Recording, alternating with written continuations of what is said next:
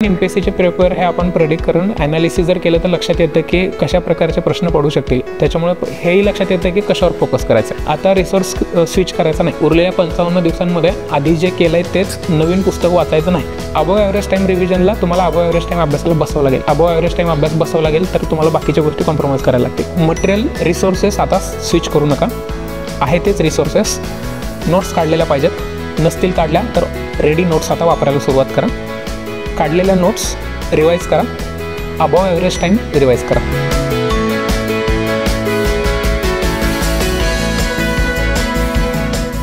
Exam declare झाली 6 जुलैला. 6 जुलै म्हणजे आजपासून बरोबर 55 दिवस. आज 12 तारीख ना. 12 मे ते 5 जुलै बरोबर 55 दिवस असलेल्या दिवसांचा जरा इफेक्टिव्ह वापर करून ऑलमोस्ट सगळ्यांनीच आता तुम्ही अभ्यास केलेलाच आहे. फक्त आत्ता इथून पुढे केलेल्या अभ्यासाचं तुम्हाला मार्कांमध्ये कन्व्हर्जन करण्यावर तुमचा फोकस पाहिजे बरं का. म्हणजे अभ्यास नाही असं कोणाचंच नाही आहे. मिनिमम टार्गेट्स आता सेट झालेले पाहिजेत. ऑलरेडी आता ते परीक्षा जरा पोस्टपोन झाल्यामुळे बऱ्याच जणांच्या तुमच्या अभ्यासाच्या स्ट्रॅटेजीज म्हणजे गोल पोस्टच चेंज झालं ना पूर्ण. 28 एप्रिलच्या ऐवजी आता माहीत नव्हतं पुढचे काही दिवस कधी येणार आहे ते, पण आता कळलं तर 6 जुलै म्हणजे 55 दिवसाचा ऑलरेडी तुमचा प्लॅन तुमच्या हाताशी जरा पाहिजे. 1-2-3 गोष्टी फक्त डिस्कस करूया आपण की इथून पुढच्या काळामध्ये उरलेल्या दिवसांमध्ये केलेल्या अभ्यासाचं जास्तीत जास्त आपल्याला आता आउटपुट मिळवायचं आहे. पेपर देणारा प्रत्येकजणच अभ्यास करून आलेला असतो. आता त्यातले ती किती लाख बसतात आणि किती हजार ह्या गणितात कधीच पडायचं नाही. आपण केलेला अभ्यास आणि सिरियसली आपल्याला इनपुट आउटपुट जर लक्षात आलं तर मार्क्स मिळणार आहेत. मागच्या वर्षीचा कट ऑफ 108.5 त्याच्या पुढेच कट ऑफ लागेल असं गृहीत धरा बरं का. पेपर साधारणपणे कसा असतो यावर कट ऑफ फ्लक्च्युएट होणारे काही मार्क. असं UPSC सारखा अगदी 75 वगैरे लागणार नाही, कारण MPSCचा पेपर हा एवढा आपण प्रेडिक्ट करू शकतो ना पेपर, त्याच्यामुळे कट ऑफ पण जनरली त्याच रेंजमध्ये राहतं. 2-5 मार्क इकडे तिकडे. मागच्या 4-5 वर्षाचं जर कट ऑफ बघितलं ना, म्हणजे CSAT क्वालिफाईंग झाल्यापासूनचे 2 झाले. पहिल्यांदा 106 लागलं, आता 108.5 लागलं. त्याच्या आधी जे कट ऑफ लागायचं त्याच्यातून CSATचे साधारण 110-120 मार्क कमी करायचे, तेवढं GSचं कट ऑफ असं, म्हणजे ते पण 100च्या आसपासच यायचं. कारण MPSCचे पेपर हे आपण प्रेडिक्ट करून ॲनालिसिस जर केलं तर लक्षात येतं की कशा प्रकारचे प्रश्न पडू शकतील. त्याच्यामुळे हेही लक्षात येतं की कशावर फोकस करायचं आहे. त्यामुळे आपलं टार्गेट हे ॲव्हरेज अराऊंड, म्हणजे अगदी असं 130 वगैरे पण म्हणायचं नाही आणि अगदी बरोबर आता 108.5 टार्गेट असं पण नाही आहे. साधारण 115-120 मार्क मिळाले तर सेफर साईड तुम्ही मेन्स लिहिणारच आहे. ते मिळवण्यासाठी मग विषयांची प्रायोरिटी आधी लक्षात येऊ दे. त्या प्रायोरिटीमध्ये एकूण आता 2-3 विषय तुम्हालाच माहिती आहेत की ऑलरेडी आपण पॉलिटी, जिओग्राफी, इकॉनॉमीला हायेस्ट प्रायोरिटी दिलेली आहे. त्यानुसार तुम्ही अभ्यास पण केलेला आहे. जेव्हा एक विषय प्रायोरिटीने हातात घेतो त्याचा अर्थ काय असतो आणि बाकीचे विषय प्रायोरिटीवर नसतात याचा अर्थ आपण ते विषय ऑप्शनलला टाकतो असा अर्थ नाही. आपण जेव्हा एक 6 विषय कन्सिडर करू, पॉलिटी, जिओग्राफी, इकॉनॉमी हे 3 आणि नंतर करंट, सायन्स. त्या सायन्समध्ये फिजिक्स, केमिस्ट्री, बायोलॉजी सगळं आलं आणि काय राहिला, हिस्ट्री. हे 6 सोडून नाही आहेत. दुसरा पेपर CSATचा, त्याच्यावर पण अर्धा मिनिट बोलतो मी नंतर. जेव्हा पॉलिटी विषयाचा हे विषय आहेत प्रायोरिटीने, हायेस्ट प्रायोरिटी, म्हणजे 5 स्टार म्हणून आपण याला, की ह्यात आपल्याला मार्क्स मिळवायचे आहेत. आणि या विषयांमध्ये प्रायोरिटी लो नाही आहे. याची प्रायोरिटी आफ्टर दीज 3 सब्जेक्ट्स असा त्याचा अर्थ झाला. लोएस्ट प्रायोरिटी नाही. अभ्यास तर करायचाच आहे. ऑप्शनला जर टाकला याच्यातला कोणताही विषय तर पास होत नाही बरं का. म्हणजे इतिहास हा अभ्यासच केला नाही, सायन्स हा अभ्यासच केला नाही किंवा करंट हातच लावला नाही होतं तसं. कारण MCQ पॅटर्नमध्ये कुठलीही परीक्षा असू दे, तुमचं हायेस्ट तुमचं ॲक्युरेसी रेट हा मोर दॅन 70% नाही येऊ शकत. कितीही चांगला अभ्यास केलेला असू दे, म्हणजे फक्त एकाच विषयाचा अभ्यास करून गेला 3 वर्ष फक्त पॉलिटीचा, तरी पॉलिटीचे 15पैकी 15 येतील याची शाश्वती नसते तिकडे. त्याच्यामुळे प्रॅक्टिकली तुम्हाला आता हे सगळीकडे 15-15 जर सायन्सच्या 20 सोडले तर जिओग्राफी प्लस एन्व्हायरमेंट 20 प्रश्न असतील. Average polity, geography, economy, current आणि हिस्ट्रीचे 15-15 प्रश्न. तर ह्या पॉलिटीतले ॲव्हरेज अराऊंड ह्या तिन्हीतले 12-12 म्हणजे तरी आपण इथे मार्जिन सोडतोय 10 मार्कांचं, 10 प्रश्नांचं, म्हणजे out of 45 you will be getting 35. तर this is the highest you can get. म्हणजे कितीही चांगलं क्वालिटी झालं आहे तरी 12चे जर 13 आले तर ते बोनस आहे बरं का. म्हणजे तिकडे मार्जिन, इकडे चुकायला तुम्हाला मार्जिन मग मिळायला सुरुवात होते. याच्यापेक्षा जर जास्त बरोबर आले तर. एवढं बरोबर येण्यासाठी काय पुढच्या काही मिनिटांमध्ये बघू आपण. आणि मग उरलेलं करंट, सायन्स आणि हिस्ट्री. करंटचे पण सांगतोय, करंटचे पण प्रश्न बरोबर येतात. जे काही काही लोकांचे 12 बरोबर येत आहेत प्रश्न, तरी आपण साधारण 8 ते 10 प्रश्नांमध्ये राहायचं आहे. हे करंटचं जे तुम्हाला आपलं CMP मध्ये जे हे काढून दिलेलं आहेत ना, 2 सेट दिले होते 6-6 महिन्याचे, किंवा तुम्ही तुमचं जे इयरली वापरत असताल ते. आता रिसोर्स स्विच करायचा नाही. उरलेल्या 55 दिवसांमध्ये आधी जे केलं आहे तेच नवीन पुस्तक वाचायचं नाही. आधी पॉलिटिका, IPM बक्षी, लक्ष्मीकांत आणि ओरिजिनल कॉन्स्टिट्यूशन जे केलं आहे त्याच्यातूनच. आता बदलायचं नाही रिसोर्स. करंटचा पण सेम आहे. रोज 1 तास करंटला द्यायचा कंपल्सरी, कुठलाही द्या, सकाळचा, दुपारचा, संध्याकाळचा. सो करंट, ते करंटचे तुमचे 10 प्रश्न तर झालेच पाहिजेत. स्टॅटिक पोर्शन करंटमध्ये खूप आहे, त्याच्यामुळे रोज वाचत राहा करंट. सायन्स, पुन्हा सायन्समधले फिजिक्स, केमिस्ट्री, बायोलॉजी, यातले फिजिक्स आणि बायोलॉजीमध्ये तुम्ही बेर मिनिमम मार्क्स मिळवू शकता. केमिस्ट्रीमध्ये नाही सांगू शकत बरं का, खरंच नाही सांगू शकत. मागचे पेपर ॲनालिसिस करून सांगता येईल तुम्हाला. आणि हिस्ट्रीमध्ये पुन्हा हा विषय असा आहे की स्केप्टिकल आहे. किती अभ्यास केला तरी आउटपुट मिळेल का असं माहीत नाही, पण अभ्यास सोडायचा नाही बरं का. एन्शियंट मेडिवल लोक स्किप करून टाकतात, अभ्यासच करत नाहीत. एन्शियंट मेडिवलचा अभ्यास करायचा. आपलं चाणक्यचं आता आणि लिहिलेलं पुस्तक किती सुंदर आहे ते वाचा, मल्टिपल टाईम वाचा, आणि तो पण अभ्यास. म्हणजे बेअर मिनिमम तुम्हाला माहिती आहे कशातून करायचं आहे, काय करायचं आहे. ते मी हे सांगतो की स्किप नाही करायचं काहीच. हे 35, हे 10, आणि सायन्समधलं बघा 20 पैकी बायोलॉजीचे 12 आणि 4-4 किंवा 10 5-5 असं कंपोजिशन राहिलेलं आहे मागच्या 7-8 वर्षांमध्ये. तर तुमच्या सायन्सचे 10 प्रश्न बरोबर यायला पाहिजेत. 20 10. मग तुम्ही केमिस्ट्रीचे आणि फिजिक्सचे 5-5 बरोबर आणा, नाहीतर बायोलॉजीचे 1 ते 10 बरोबर आणा, काही पण करा, पण ते 10 प्रश्न 20 10 बरोबर आले पाहिजेत. आता नुसतं इथं आले पाहिजेत म्हणायला ठीक आहे, पण ते कसे बरोबर यायला पाहिजेत, एक विषय घेऊन बघू ना आपण. आणि हिस्ट्रीचे साधारण 7-8 येतील की. मागच्या वर्षी नव्हतं बरं का, हिस्ट्री जरा घाणत होतं मागच्या वर्षी तर, पण एन्शियंट मेडिवल मागच्या वर्षीचं चांगलं होतं, म्हणजे मिळाले होते मार्क. सो 1 7 ते 8 प्रश्न ह्यातले बरोबर येतील. मार्जिन इथे तुम्हाला 1-2 मार्कांचं असू शकतं बरं का. सर हे 35 + 10 45 55 आणि 7 जरी म्हणलं 60-62 प्रश्न बरोबर आले. समजा आपण 60-40 असं जरी प्रपोर्शन कन्सिडर केलं, 60 बरोबर आले आणि 40 चुकले, म्हणजे 120 - 20 असं झालं ना, 40 20 गेले ना, म्हणजे 100 मार्क मिळतात तुम्हाला इथे. म्हणजे इथे कट ऑफ क्लिअर होत नाही आहे बरं का. म्हणजे पुन्हा लक्षात ठेवा की इथे तुम्ही हायेस्ट मिळवले, 12 मिळवले, आणि इकडे करंटमध्ये 10 मिळवले, सायन्समध्ये 10 मिळवले, हिस्ट्रीमध्ये 7-8 मिळवले, तरी आपण कट ऑफपर्यंत पोहोचत नाहीत असा अर्थ लक्षात आला.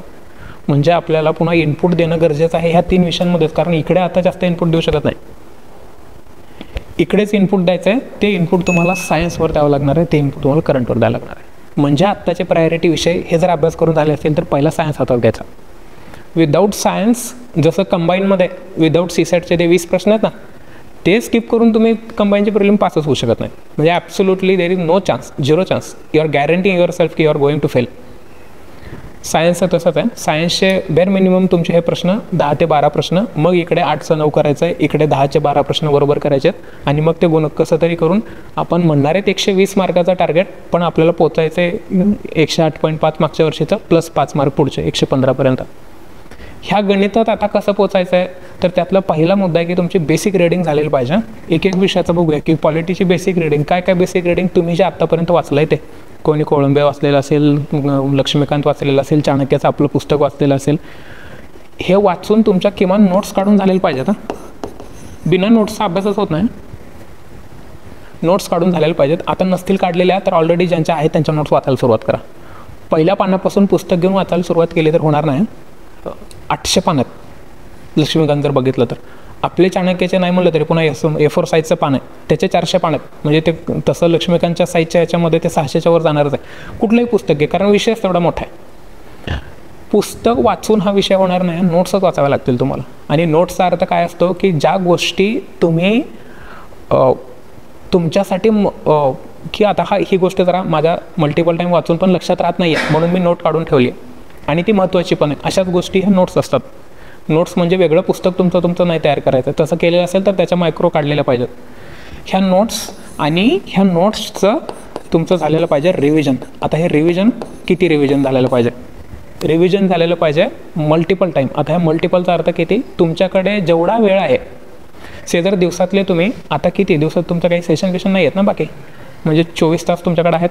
24 तासातले तुम्ही 10+ जरी क्वालिटेटिव्ह अभ्यास करत असताल, म्हणजे त्याच्यासाठी अभ्यासाला 12-13 तास बसावं लागेल. आणि 13 तास अभ्यास, 14 तास अभ्यास होत नाही, किंवा आपण मशीन नाही आहेत वगैरे वगैरे तुम्हाला टॉपर सांगतील सगळ्या. पण तेवढ्या वेळ बसलं तर 10 तास अभ्यास होतो, तरच प्रिलिम्स पास होता. 6 तास करून, 7 तास करून, 8 तास करून जर प्रिलिम्स लोक पास झाली असती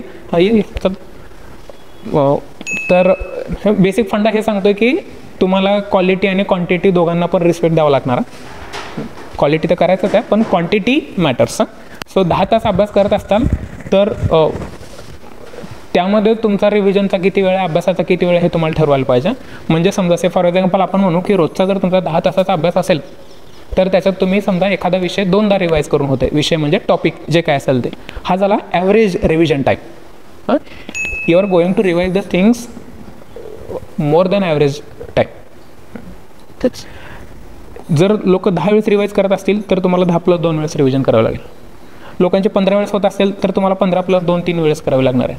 above average time revision. Above average time रिव्हिजनला तुम्हाला अबव ॲव्हरेज टाईम अभ्यासाला बसावं लागेल. अबव ॲव्हरेज टाईम अभ्यास बसावं लागेल तर तुम्हाला बाकीच्या गोष्टी कॉम्प्रोमाइज करायला लागतील. दिस इज रिव्हिजन. ही मल्टिपल म्हणजे तुम्हाला तुमच्या शेड्यूलमध्ये जेवढी रिव्हिजन होऊ शकते तेवढी मी केली इज नॉट इनफ. की माझ्या शेड्यूलमध्ये जेवढं बसतं आहे तेवढं मी केलं, मी माझं 100% दिलं, पण पास नाही झालो, मग काय that is not your 100% that. म्हणजे MPSCचं जर 100% एवढं आणि तुझं 100% एवढं असेल तो गॅप कोण भरणार? म्हणून आहे अबव ॲव्हरेज टाईम रिव्हिजन. हे म्हणजे हे जे 3-4 मुद्दे सांगतो ना, त्यातला हायेस्ट प्रायोरिटीचा मुद्दा कोणता असतो? The analysis of the previous year questions. Previous year क्वेश्चन्सचं ॲनालिसिस म्हणजे काय? पुन्हा ॲनालिसिस अँड एक्सप्लेनेशन वेगवेगळ्या गोष्टी येतात दोन्ही. तुम्ही जे मार्केटमधले पुस्तकं वाचताय ॲनालिसिसचे म्हणून, ते ॲनालिसिसचे पुस्तकं नाहीत, ती विश्लेषणाची एक्सप्लेनेशन, स्पष्टीकरण म्हणजे हा प्रश्न आहे, त्या प्रश्नाबद्दल तुम्हाला इन्फॉर्मेटिव्ह खाली दिलेलं आहे ते वाचलं, ते ते नाही, ते काही उपयोग नाही ते करून बरं का. ॲनालिसिस करायचं म्हणजे तो प्रश्न आणि त्या प्रश्नाला लागून की फॉर एक्झाम्पल आपण पुन्हा म्हणूया की गव्हर्नरवर प्रश्न आला की गव्हर्नरवरच तुम्हाला तिथले बसल्या प्रश्न वेगवेगळे 2-3 प्रश्न तिथे फ्रेम करता आले पाहिजेत त्याच प्रश्नासारखे. 3 स्टेटमेंट जर क्वेश्चन असेल तर 3 स्टेटमेंट तुम्हाला बसल्या ते सोडून बाकीचे 3 गव्हर्नरवर स्टेटमेंट तिथे फ्रेम करता आलं पाहिजेत. That is you are anticipating the question on the topic which have been asked in the previous year. मग जर एका पेपरवर तुम्ही वेगळे 3 पेपर तयार करताय असं त्याचा अर्थ झाला बरं का. म्हणजे क्वेश्चन पेपर असा पेपर घेतला, प्रिंट काढून घेतला मागचा पेपर, समोर पहिला प्रश्न बघितला, पहिला प्रश्न कुठल्या तरी एखाद्या टॉपिकवर आला विशिष्ट, आणि त्याच टॉपिकवर प्रत्येक विषयाचं करायचं बरं काय, फक्त पॉलिटिक्सचं नाही, जिओग्राफीचं करायचं, सायन्सचं करायचं, त्या टॉपिकवर मी आणखीन 2 किंवा 3 प्रश्न तसेच तयार केले. मग तुम्हाला लक्षात येतं की आपल्याला प्रश्न तयार करा येत नाही, तयार करणं जरा अवघड जात आहे, याचा अर्थ तुमच्याकडे इन्फॉर्मेशन कमी आहे, टॉपिक बाजूला लिहून ठेवायचा. प्रत्येक विषयाचं करायचं आहे, टॉपिक बाजूला लिहून ठेवायचं की त्या टॉपिकचा माझा अभ्यास झालेला नाही. मी तुम्हाला म्हणजे तुम्हालाच लक्षात येईल की 2021 किंवा 22च्या पेपरमध्ये 21च्याच बहुधा प्रिव्हिलेज कमिटी विशेष अधिकार समितीवर प्रश्न आला होता. आत्ताच्या पण टेस्टमध्ये मुद्दाम टाकला बरं का मी तो. विशेष अधिकार समितीवर 2021ला प्रश्न आला, विशेष अधिकार समितीवर 2023ला पण प्रश्न आला होता ना. वेगवेगळ्या समित्या दिल्या होत्या, त्यातली एक विशेष अधिकार समिती होती आणि कुठल्या समितीमध्ये लोकसभेतले राज्यसभेत सदस्य. पुन्हा जर 24ला प्रश्न आला तर मी सांगतो मोर दॅन 70-80% लोकांचा प्रश्न पुन्हा तो चुकणार. कारण आम्ही पुन्हा गव्हर्नरच वाचला, पुन्हा राष्ट्रपतीच वाचला, पुन्हा पार्लमेंट, तेच आम्ही सगळ्यात बसलो. ते जे 10 प्रश्न असणार आहेत ना, कुठलेही विषय घ्या बरं का तुम्ही, 15 जर असतील ना, 10 + 3 + 2 is the composition 2 is the composition of the paper setting. 10 प्रश्न हे ॲव्हरेज ज्यांनी काय केलं, नोट्स काढल्यात, रिव्हिजन केली आणि प्रिव्हियस इयर क्वेश्चन सोडवलेत, त्यांना सगळ्यांना 10 प्रश्न येणारच आहेत. पुढचे जे 3 प्रश्न असणार आहेत, हे 3 प्रश्न ज्यांचा प्रिसाईज अभ्यास आहे त्यांनाच येणार. त्या प्रिसाईज अभ्यासामध्ये स्वतःचा ॲनालिसिस आलं. त्या स्वतःच्या ॲनालिसिसमध्ये मागच्या आता 10 वर्षाचे पेपर तुमच्याकडे असणार आहेत, किमान मिनिमम 10 वर्षाचे काढायचे पेपर. कोणते पेपर काढायचे? Previous year. 21,000 कोटीचा ठोकळा जर घेऊन बसलात तुम्ही, 21,000 कोटीमध्ये तलाठीचे पण प्रश्न आहेत, फॉरेस्टचे पण प्रश्न आहेत, त्याच्यामध्ये कंबाईन ग्रुप बीचे पण आहेत, ग्रुप सीचे पण आहेत, त्यातल्या त्यांच्या मेन्स पण आहेत. आपल्याला जायचं कुठे? राज्यसेवेच्या प्रिलिम्सला ना. आणि मग तू बाकीच्या परीक्षांचे प्रश्न का सोडवतोस? विषय सेम आहे, प्रश्न तयार करण्याची किंवा क्वेश्चन फ्रेमिंग टेक्निक वेगळ्या आहेत. आपण गणतो मग तिथे, मग ते 21,000 कोटी वाचत बसलात तुम्ही की मग तुम्ही काही नाही, these are just another set of questions आहे तो. त्याचा परीक्षेत डायरेक्ट असते, त्यातला एकही प्रश्न येणार नाही बरं. मग आपल्याला त्याच्यासाठी जी परीक्षा द्यायची आहे त्याचेच प्रश्न बघायला लागतील. जर तुम्हाला राज्यसेवा आता कंबाईनमध्ये ASOला मागच्या वर्षी आता पॅटर्न बदलला, ASOला मेन्समध्ये स्पेसिफिक पॉलिटीचे प्रश्न विचारायचे, तेव्हा तुम्ही कसे प्रश्न विचारताल हे कोणता पेपर काढून बघणार? ASOच्या मेन्सचा झालेलाच पेपर काढून बघणार. मग राज्यसेवेचा अभ्यास करताना तुम्ही तो ठोकळा घेऊन कशाला बसताय? ते बसा, ते एक्स्ट्रा तुम्हाला क्वेश्चन सॉल्व करायचे असतील तर, पण ॲनालिसिस मात्र तुम्हाला आयोगाच्याच प्रश्नांचं करावं लागेल. पेपर समोर घेऊन बसायचा, ॲक्च्युली पेपर प्रिंट काढून आणायचा ज्याच्यावर काही खाडाखोड केलेली नाही आहे, आणि बघायचं, पेपर बघत बसतात, नुसता डोळ्यापुढे पेपर ठेवायचा. आपल्यालाच लक्षात येतं की या मुद्द्याचा आपला जरा अभ्यास जरा बाकी आहे. मग जर तुम्ही पहिला दिवस पॉलिटीला दिला, पहिल्या दिवशी तुम्ही असे 15 असे 10 वर्षांचे पेपर काढताय ना, 10 किंवा 2016 पासून जरी घेतलं म्हणजे 8 होतात, 16, 17, 18, 19, 20, 21, 22, 23, 8 पेपर होतात. म्हणजे 120 प्रश्न आले तुमच्याकडे. 120 प्रश्नांमधले असे किती टॉपिक निघत आहेत की ज्या टॉपिकवर तुम्हाला वाटतं की आपण अजून काम करणं गरजेचं आहे? मुद्दा लक्षात आला? मागच्या वर्षी 0 आरवर प्रश्न विचारला होता, बऱ्यापैकी लोकांचा चुकला. मागच्या वर्षी पुन्हा तो विशेष अधिकार समितीवर विचारला होता, कॅबिनेट सेक्रेटरीएटवर प्रश्न विचारला, केंद्रीय सचिवालय. मग हे टॉपिक लिहून ठेवायचे बघू. Same is the case for geography, same is the case for science. ते मागच्या वर्षी मी फिजिक्सचं एकच सत्र घेतलं होतं बरं का, म्हणजे यावर्षी मी घेतलेलं नाही फिजिक्सचं. त्या सेशनमध्ये असंच ॲनालिसिस करून मी 5 टॉपिक सांगितले होते वर्गात. तिकडे सदाशिवात घेतलं होतं मी, रेकॉर्ड नाही झालेलं सत्र. ते 5 टॉपिक, 3 प्रश्न पडले त्यातले. म्हणजे मी असं म्हणत नाही आहे की मी केलं म्हणून पडलं ते, पण हे ॲनालिसिसचा एवढा फायदा होतो की जो विषय आपण ऑलमोस्ट स्किप करणार होतो त्या विषयाने आपल्याला मोर दॅन 60-70% आउटपुट दिलं. 5तातले 3 बरोबर आले तुमचे. ते मागच्या वर्षी प्रश्न पडला होता बघा की जर एखादा ऑब्जेक्ट 2 आरशांमध्ये सिमेट्रिकली जर ठेवला तर त्याच्या किती प्रतिमा तयार होतील. हा मागच्या वर्षीचा प्रश्न आहे ना फिजिक्सचा. तो मागच्या वर्षीचा नाही, तो त्याच्या मागच्या वर्षी पण विचारला होता प्रश्न, फक्त त्यांनी अँगल चेंज केला. फक्त इथे 36 डिग्री टाकला होता, तेव्हा काहीतरी वेगळा टाकलेला असेल. मग तुम्ही त्या वर्षी जर अभ्यास केला असता की असाच प्रश्न जर पुढे आला तर मला काय करायचं आहे, ह्याचा माझा अभ्यास झालेला नाही आहे, म्हणजे तो प्रतिमाचा इथे तो आला ना पॉईंट, म्हणजे पुढच्या वर्षी प्रश्न त्याच्यावर आला की जमला ना तुमचा. आता पुन्हा पुढच्या वर्षी त्याच्यावर येईल असं नाही बरं का. माझा मुद्दा आहे की मागच्या 10 वर्षाचे प्रश्न काढ, त्यातले टॉपिक पूर्ण करून ठेवायचे. असा एका दिवसात एक विषय होतो बरं का. असा तुम्हाला फक्त टॉपिक बाजूला काढून ठेवायचे, म्हणजे तुम्हाला अभ्यास कशाचा करायचा आहे हे तुम्हाला टॉपिक आधी स्वतःसाठी काढून द्यायचे.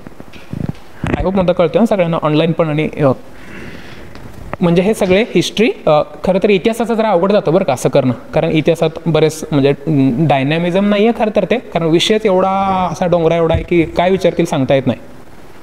पण पॉलिटी स्टॅटिक आहे, जॉग्राफी स्टॅटिक आहे, आणि सायन्स पण स्टॅटिक आहे. डेव्हलपमेंट्स विचारत नाहीत बरं का याच्यातलं. पॉलिटीमध्ये एखादे अमेंडमेंट वगैरे झालं तरच ते एखाद्या वेळेस विचारतील. रिसेंट अमेंडमेंट करून ठेवायच्या. आत्ताच्या याच्यामध्ये टाकलेत प्रश्न मी त्या रिसेंट अमेंडमेंटवर. इकॉनॉमी, प्रत्येक विषयाचा असं करायचा. तुम्हाला इथे हे जर तुम्ही चार्ट केलं ना प्रत्येक विषयाचा 15 अशा प्रत्येक विषयाचे 15 ते 20 टॉपिक निघतील की हे जरा आपण करणं गरजेचं आहे बरं का, हे जरा करणं गरजेचं आहे, हे जरा करणं गरजेचं आहे. म्हणजे एका पेपरमधून जर तुम्हाला 2 नवीन मुद्दे सापडले की याचा आपला अभ्यास जरा कमी पडतोय, असे 7-8 पेपरमधून जर 15 ते 20 साधारण तुम्हाला जर मुद्दे मिळाले, याचा अर्थ काय झाला, ते 2 मुद्दे सोडून बाकीचे सगळे मुद्दे तुमचे क्लिअर आहेत असा अर्थ असतो बरं का. प्रत्येक विषयाला 1 दिवस, म्हणजे 1 दिवस करा किंवा अर्ध्या दिवसात, ते तुमच्या स्पीडवर डिपेंड आहे की कसं ते. आणि मग जेव्हा अभ्यासाला बसताल तेव्हा आधी ते विषय नीट करून ठेवायचे. एकदा प्रिव्हिलेज नाही तर आपण काय करतो, कमिटी करायचं ना, पॅक PUC इस्टिमेट तोंडपाठ करून टाकले, त्याच्यावर प्रश्नच येणार नाही. आला तर तो सगळ्यांनाच येणार आहे. मग जर प्रश्न आला आणि जर सगळ्यांनाच आला तर आपला काय फायदा आहे का? आपला फायदा कधी आहे, आपल्याला आला पाहिजे, बाकीच्यांचा चुकला. म्हणून हे मुद्दे आधी सगळ्यांनी नीट करून ठेवायचे. आणि म्हणजे असं गॅरंटी वगैरे शब्द वापरला नाही पाहिजे, कॉम्पिटेटिव्ह एक्झाम आहे. पण हे जे नीट मुद्दे करून ठेवले ना, बघा तुम्ही हे जे आपण 12 प्रश्न म्हणलं होतं ना, तुमचे +1 सगळीकडे होणार. 13 प्रश्न तुमच्या बरोबर येणार.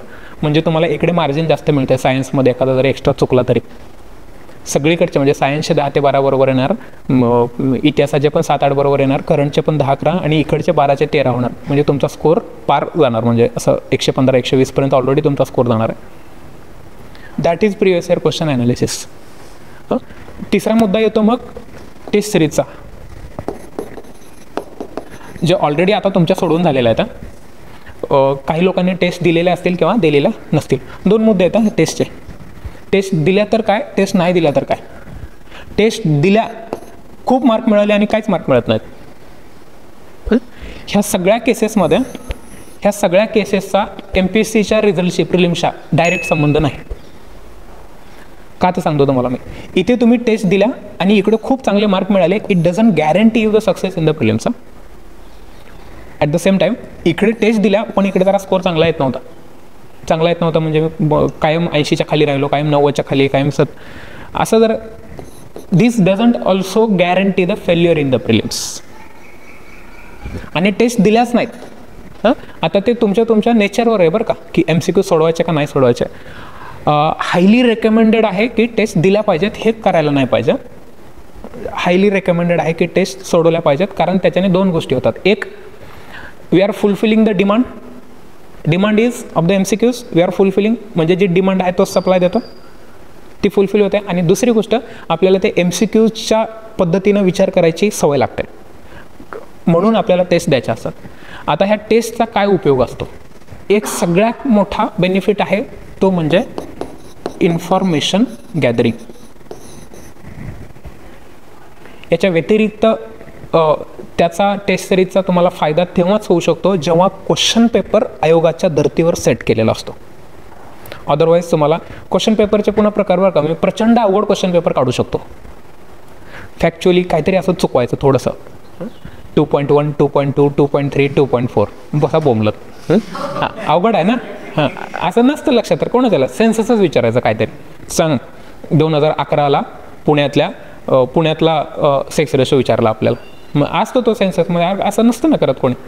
असे पेपर म्हणजे त्याला काय अर्थ नसतो बरं का अशा प्रश्नांना. इन्फॉर्मेशन गॅदरिंग म्हणजे जेव्हा आपण क्वेश्चन पेपर सोडवला, समजा तुम्ही 100 प्रश्न सोडवले, 100 प्रश्न, जरा हे इकडे घ्या. सी युअर 100 प्रश्न आहेत पेपरमध्ये आणि तुमचा अटेम्प्ट, आता अटेम्प्टवर पण येऊ आहे बरं का, कारण आत्ताच तुम्हाला त्या गोष्टींची सवय लावायची की ते अटेम्प्ट आणि असलं पाहिजे वगैरे वगैरे. 100 प्रश्न आहेत. आपण म्हणूया की तुम्ही आत्ताच्या टेस्टमध्ये 100 सोडवताय, आत्ताच्या पेपरमध्ये 100 सोडवताय आणि त्या 100रातले तुमचे 60 बरोबर आले आणि 40 चुकले. दिस इज द कंपोजिशन. त्याला 60 बरोबर आलेल्या प्रश्नांचं विश्लेषण करत बसू नका. At any point of time तुमचे हे 60 प्रश्न बरोबरच येणार आहेत. म्हणजे हे टॉपिक, हे जे 60 टॉपिक आहेत त्याच्यावरचे प्रश्न तुमच्या बरोबर येणार आहेत. टेस्ट सिरीजमधले हे 40 प्रश्न तुमच्यासाठी खूप जास्त महत्त्वाचे आहेत. टेस्ट सिरीज दिली आणि डायरेक्ट पुढच्या टेस्टला येऊन बसलास तर आधी दिलेल्या टेस्टचा तुला 0 उपयोग आहे. त्या पेपरचं जर ॲनालिसिस तू नाही केलंस, ॲनालिसिस केलं म्हणजे काय की आपले प्रश्न बरोबर किती आले आणि चुकले किती. जर माझे 40 प्रश्न चुकले तर चुकलेल्या प्रश्नांचं मग तुम्ही बायफर्गेशन करायचं आहे की हा मला प्रश्न का चुकतो, का चुकला. प्रश्न चुकलेला असू शकतो की काहीतरी सिली मिस्टेक झाली आपली. सिली मिस्टेक काय झाली, आत्ताच्या पेपरमध्ये मुद्दाम टाकलेले आहेत बरं असे काही प्रश्न की MPSCनं मला वाटतं मेन्सला किंवा प्रिलिम्सला विचारलेला प्रश्न होता मागच्या 3-4 वर्षांपूर्वी. EWSची जी घटना दुरुस्ती झाली 103वी ना, 103व्या घटना दुरुस्तीनुसार राज्यघटनेतल्या किती कलमांमध्ये बदल केला असा प्रश्न होता. बहुधा मेन्सला का कुठेतरी होता प्रश्न, प्रिलिम्सलाच होता का, हां, किती कलमांमध्ये बदल केला. तर आणि ऑप्शन्स असणार काय 1, 2, 3, 4. 1, 2, 3, 4 ऑप्शन्स असे. ऑप्शन क्रमांक 1 हे 2, 3 आणि 4 झालं. आणि इथे असणार 2, 1, 4, 3. आपलं उत्तर काय. सिली मिस्टेक लक्षात आली कशी होती ती. मला माहिती आहे की किती कलम. आत्ता प्रश्न मी 106व्या घटना दुरुस्तीवर टाकला. वुमेन रिझर्वेशननुसार किती कलमांमध्ये बदल झाला. कलमांमध्ये बदल झाला 4 सगळ्यांनाच माहिती आहे बरोबर. 4 कलमांमध्ये बदल झाला. मी बबल केला 4था डीवाला. पण ते 4 3 मध्ये आहे. 2.5 मार्क गेले, बोंबललं सगळं. 108.5 कट ऑफ लागलेला असतं, आम्हाला मार्क 107 पडलेले असतात. दुर्दैवानं होऊ नये कोणासोबतच असं. पण मग लक्षात आलं की तुम्ही अभ्यास कमी आहे अशातला भाग नाही आहे. हे का बरं होतं की कॉन्सन्ट्रेशन नाही. म्हणजे पेपर सोडवायला आलो पण 100% कॉन्सन्ट्रेशन हे पूर्ण तुम्ही पेपरमध्येच पाहिजे. आपल्याला इथे एक लेवरेज मिळतो बरं का राज्यसेवेमध्ये. 120 मिनिटात 120 मिनिटात मी कमीत कमी 2दा पेपर सोडून होतो. जर तुम्हाला नीट क्वेश्चन MCQ सॉल्विंगची जर टेक्निक जर नीट माहीत असतील ना, किमान 2दा पेपर. याचा अर्थ काय की you have ample time. At the same time कंबाईनला 1 तास आहे ना. कंबाईनचा इन्व्हिजिलेटर पेपर द्यायला येतो, लगेच घ्यायला येतो वळून. एवढा कमी वेळ आहे कंबाईनला. म्हणजे तिथे विचार करायला फार वेळ नाहीच आहे. प्रत्येक प्रश्नाला तुम्हाला साधारण 70 सेकंद वगैरे मिळतात. जर गणित काढलं 70-72 सेकंद मिळतात ना. खूप आहे रे वेळ तेवढा. आणि काही जे असे तर प्रश्न असतात की असे 5 सेकंद 10 सेकंदात सुटतात असे.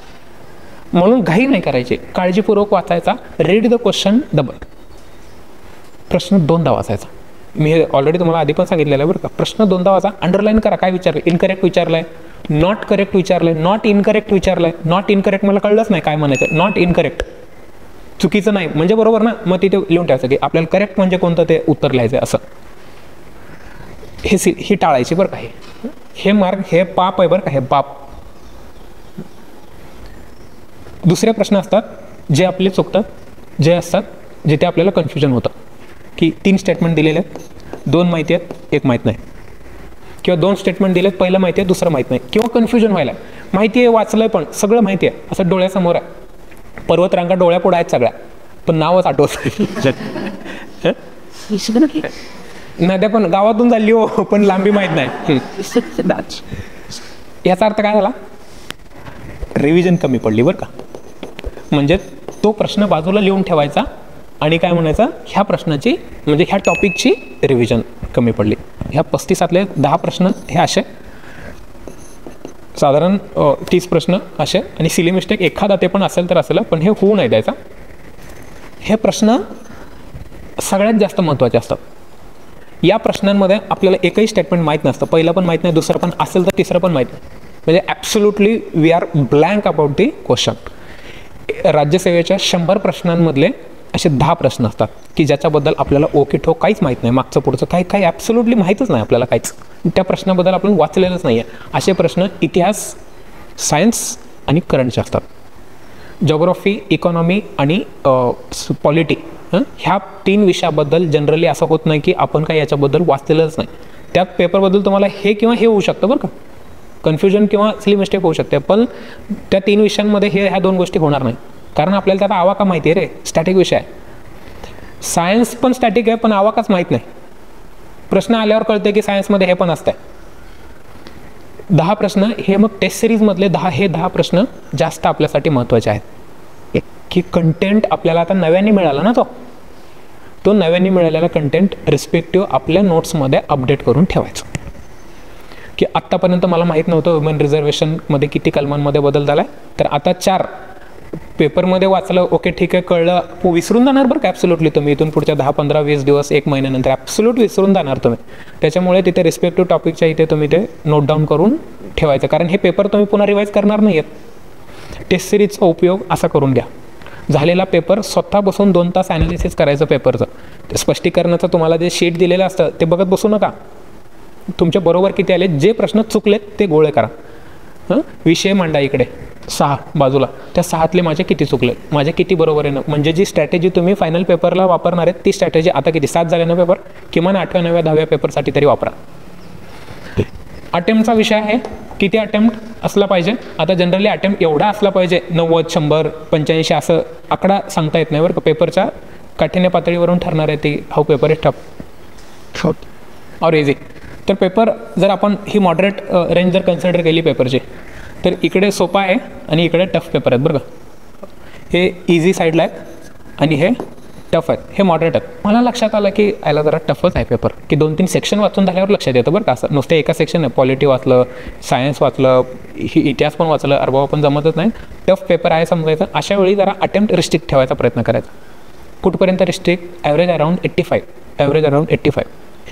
आता हे आकडे खरं सांगितले नाहीत पाहिजे बरं का, नाहीतर मग त्या आकड्यांवरच जाणार तुम्ही.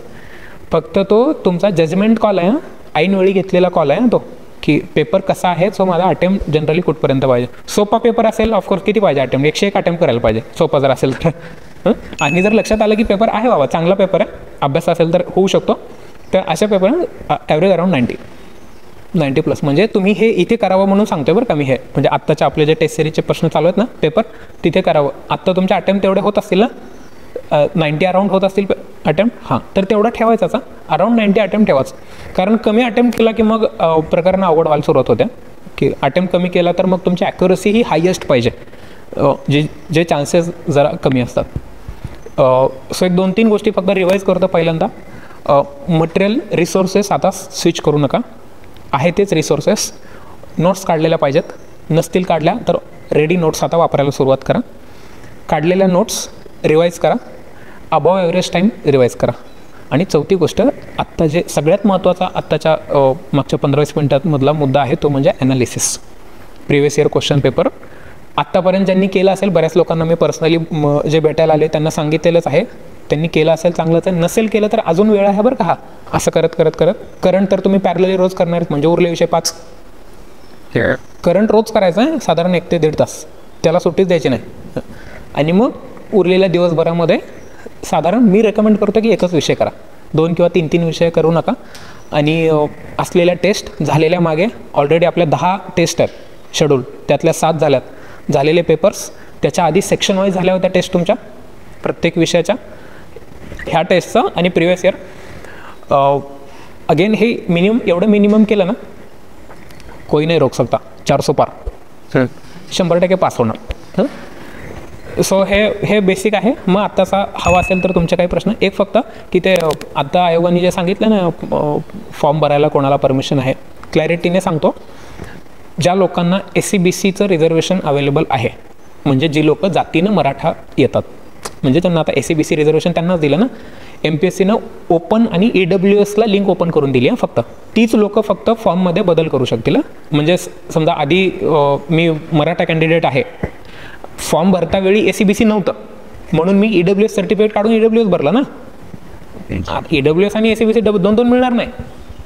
मग आता SCBCमधून भर, नाहीतर तुला जनरलमध्ये कन्सिडर केलं जाणार आहे, असा त्याचा अर्थ होतो. सो ज्यांना SCBC रिझर्वेशन मिळालेलं आहे त्यांनाच फक्त तिथे बदल करता येईल. आणि दुसरी कॅटेगरी आहे जे SCBC मिळाल्यामुळे ज्यांना एज रिलॅक्सेशन मिळालं, अशीच लोक फक्त डबल फॉर्म, बाकीच्या लोकांना फॉर्ममध्ये खाडाखोड बदल करण्याची गरज नाही, रादर करू शकत नाहीत, म्हणजे ओपनच नाही आहे ती लिंक. हे आणि मग जागा किती आल्या, यावर्षी DYSP नाही, नाराज झालो, राहू दे पुढच्या वर्षी देतो, असलं काय करायचं. पेपर आहे द्यायचा, पास व्हायचा.